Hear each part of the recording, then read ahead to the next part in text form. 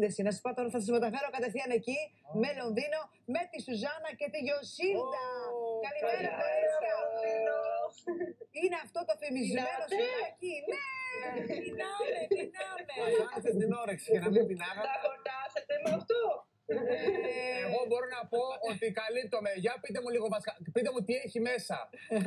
Παναγία στα μάτια. Αυτή τη στιγμή έχουμε βάλει έτσι ωραία γύρω, κάνα κιλό μόνο, όχι πολύ. Έχει ένα κιλό γύρω. Ναι, σαλατούλα, πατατούλες, αλατάκι, το τατζικάκι του. Ένα κανονικό σουβλάκι, απλά σε πολύ μεγάλο μέγεθος. Είναι μπουκέτο με λουλούδια. Πολύ αγάπη. Μπορείς να το πας και αν είσαι καλεσμένος κάπου. Γεια σας, έφερα ένα δώρο. Για πρόταση γάμου ίσως. Και το δαχτυλίδι μέσα εκεί. Κορίτσια, το έχει καταφέρει ποτέ ένας άνθρωπος μόνος του αυτό, το έχει φάει ποτέ κάποιος μόνος του? Πολλοί άνθρωποι το τρώνε μόνοι τους, άλλοι το τρώνε και με παρέα γιατί δεν τα καταφέρουν, αλλά γίνεται πολλοί κόσμος έρχεται και το ζητάει κάθε μέρα.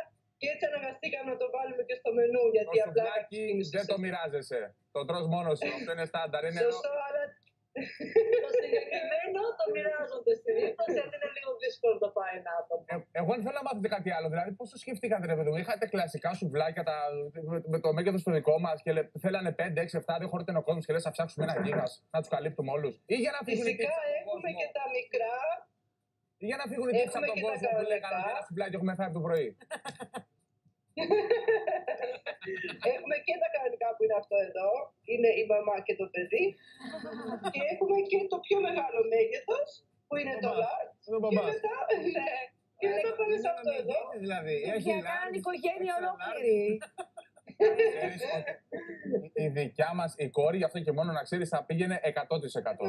Και δεν είναι τυχαίο, άμα της δείξουμε τα βίντεο που κάνουν στο TikTok, που έχουν άπειρους φαν, πάνω από 5 εκατομμύρια. Views, βέβαια. Εκατομμύρια views, like, ωραία σχόλια. Ο κόσμος το έχει αγαπήσει πάρα πολύ το μαγαζί και τη TikTok Rap και ευχαριστούμε πάρα πολύ γι' αυτό.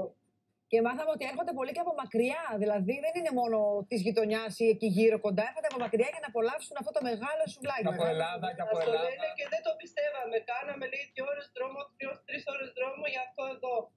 Αλλά τι είναι 2 ώρες δρόμο, έχω κάνει ένα απλό Σάββατο για να φάω σουβλάκι. Εγώ γι' αυτό ερχόμουν να έφευγα τώρα μετά την εκπομπή για να έρθω στο Λονδίνο.